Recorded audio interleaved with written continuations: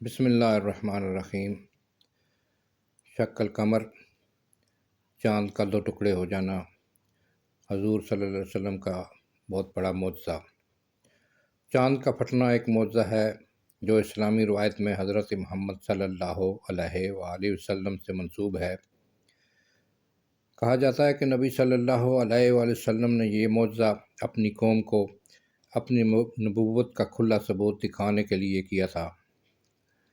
یہ واقعہ قرآن مجید کی سورت القمر باب 54 کی آیت نمبر 1 اور 2 میں ذکر کیا گیا ہے، جس میں ارشاد باری تعالیٰ ہے: بسم اللہ الرحمن الرحیم۔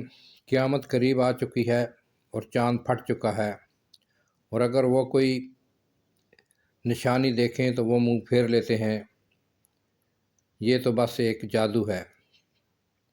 القرآن۔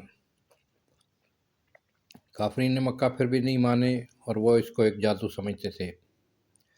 اسلامی روایت کے مطابق یہ واقعہ اس وقت پیش آیا جب کافروں نے حضرت صلی اللہ علیہ وسلم سے ایک واضح معجزہ طلب کیا تاکہ آپ کی نبوت کا ثبوت مل سکے۔